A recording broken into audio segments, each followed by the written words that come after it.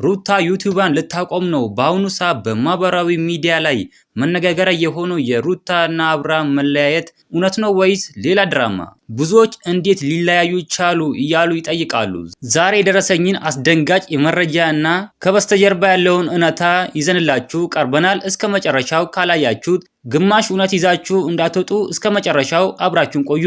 ሰላም ጤና ይስጥልኝ ቤተሰቦቼ፣ ዛሬ ሁላችሁም በውስጥ መስመር እየጠየቃችሁኝ ላላችሁ ጥያቄ ምላሽ ይዤ መጥቻለሁ። ዩቲዩበር ሩታ እና አብርሃም ሁል ጊዜ በደስታ እና በአንድነት ይታወቁ ነበር። ነገር ግን ሰሞኑን የሚወጡ መረጃዎች ግንኙነታቸው ጥያቄ ምልክት ውስጥ መውደቁን ይጠቁማሉ።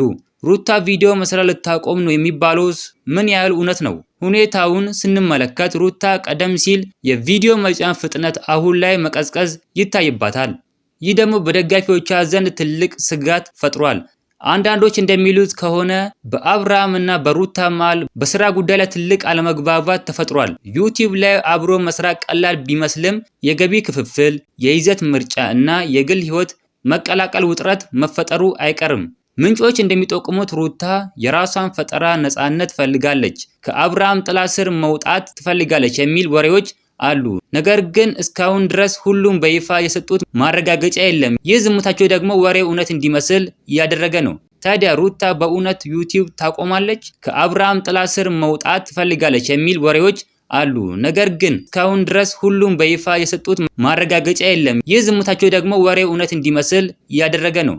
ታዲያ ሩታ በእውነት ዩቲዩብ ታቆማለች? ዩቲዩብ ሙሉ በሙሉ ታቆማለች የሚል ባይሆንም ምናልባት ግን የአሰራር ለውጥ ልታደርግ ትችላለች። ከአብርሃም ጋር ያላቸው ግንኙነት ደግሞ እንደ ማንኛውም ሰው ወጣ ወረ ሊኖረው ይችላል። እናንተስ ምን ትላላችሁ? በእኔ በኩል ሩታ ዩቲዩብ አቆመች ማለት እኔ ራሱ ዩቲዩብ ማየት ያስጠላኛል።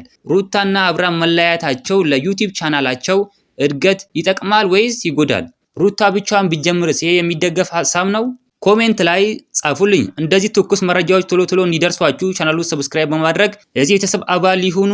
በሌላ ቪዲዮ እስከምንገናኝ በያላችሁበት የዓለም ዳርቻ ሰላማችሁ ብዝት ይበልልኝ። ደህና ሁኑልኝ።